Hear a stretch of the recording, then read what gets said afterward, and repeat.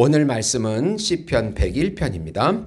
내가 인자와 정의를 노래하나이다. 여호와여, 내가 주께 찬양하리이다. 내가 완전한 길을 주목하오리니 주께서 어느 때나 내게 임하시겠나이까. 내가 완전한 마음으로 내 집안에서 행하리이다. 나는 비천한 것을 내 눈앞에 두지 아니할 것이요 배교자들의 행위를 내가 미워하오리니 나는 그 어느 것도 붙들지 아니하리로다. 사악한 마음이 내게서 떠날 것이니 악한 일을 내가 알지 아니하리로다. 자기의 이웃을 은근히 헐뜯는 자를 내가 멸할 것이요 눈이 높고 마음이 교만한 자를 내가 용납하지 아니하리로다. 내 눈이 이 땅에 충성된 자를 살펴 나와 함께 살게 하리니 완전한 길에 행하는 자가 나를 따르리로다. 거짓을 행하는 자는 내 집 안에 거주하지 못하며 거짓말하는 자는 내 목전에 서지 못하리로다. 아침마다 내가 이 땅의 모든 악인을 멸하리니 악을 행하는 자는 여호와의 성에서 다 끊어지리로다. 아멘. 네. 인자와 공의와 충성이라는 제목으로 은혜를 나누고자 합니다. 사랑하는 성도 여러분, 복음은 하나님이 보내신 한 분, 하나님이시고 하나님의 아들이시고 우주적인 왕이시고 우주적인 제사장이시고 우주적인 중보자시고 우주적인 어린 양이시며 우주적인 참 인간이신 예수님께서 인자와 공의와 충성으로 이 땅에 오셨다는 소식이 바로 복음인 것입니다. 인자, 헤세드라는 단어는 은혜, 사랑, 자비라는 의미인데 우리가 죄값을 담당해야 되는데 예수님께서 대신 속죄하셔서 십자가에 죽으셔서 우리를 살리셨기 때문에 우리에게는 인자요, 은혜요, 자비요, 사랑이 되는 것입니다. 또 공의라는 말은 하나님께서 죄에 대해서 값을 반드시 요구하십니다.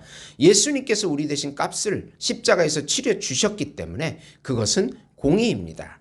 또 충성이라는 말은 하나님의 뜻이 인간의 구원인데 구원 방식이 예수님께서 십자가에 죽으시는 것이기에 또 그것에 충성되게 섬기시고 성취하셨기 때문에 바로 충성이 되는 것입니다.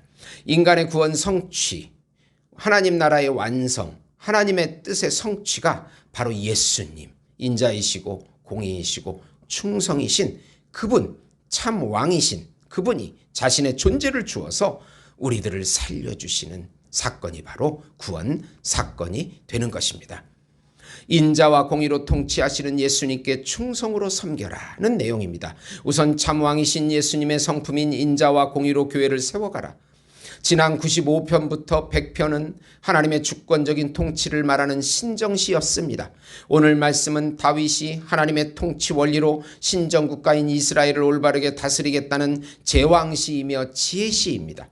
하나님의 대리 통치자인 다윗은 하나님의 통치 원리인 인자와 정의로 마음을 담아 새겨서 이스라엘 국가를 통치하겠다고 노래합니다. 항상 주님을 찬양하는 마음으로 살겠다고 다짐합니다.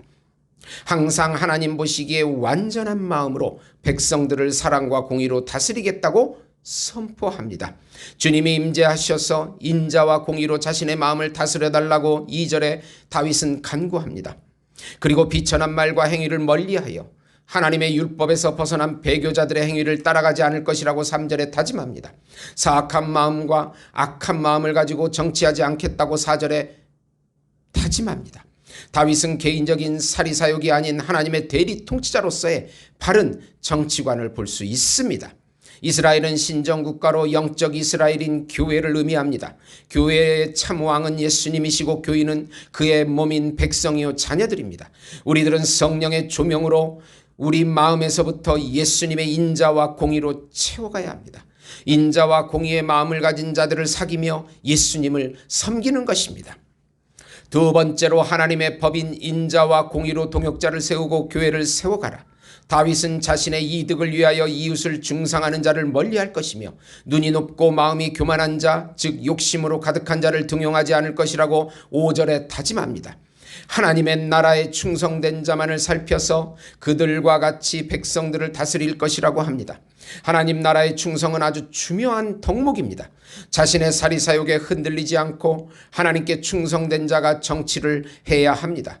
거짓을 행하는 자와 거짓말을 일삼는 자를 절대 사용하지 않을 것이라고 반복합니다. 이스라엘 백성은 아침에 재판하는 관습대로 옳은 재판을 아침마다 행하여 악이 물러가게 할 것이라고 다짐합니다. 사울의 인본주의적 사상과 대조적으로 다윗의 신정주의 정치관을 볼 수 있습니다. 우리는 예수님을 정말 사랑하는 동역자들을 세워야 합니다. 교회의 건덕을 위하여 그렇습니다. 교회의 건덕 앞에 나의 영광과 이득을 버리는 것이 충성입니다. 얼마나 많은 교회들이 세상 법정에 가서 판단받고 교회와 예수님의 이름을 더럽히는지 모릅니다. 교회의 건덕을 위하여 중요한 것은 충성된 일꾼입니다. 자기의 욕심을 따라가지 않고 성령의 조명을 따라가는 일꾼들입니다.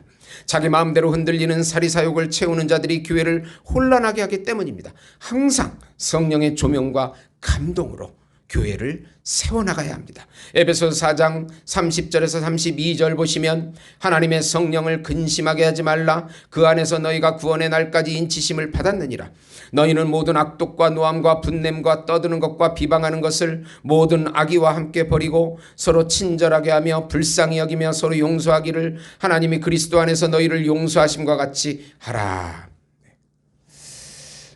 오늘 말씀 속에서 우리가 교회의 건덕이라는 중요한 덕목을 예수님의 인자와 공의와 충성으로서 교회를 세워나가라는 귀중한 교훈을 얻게 되었습니다. 사랑하는 성도 여러분,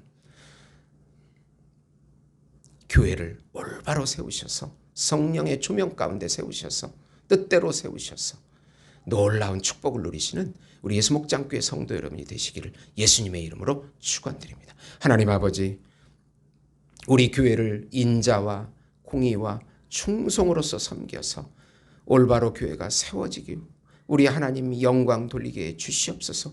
우리의 이름과 영광과 사리사욕에 넘어지지 않게 지켜주시옵소서. 예수님의 이름으로 기도드리옵나이다. 아멘.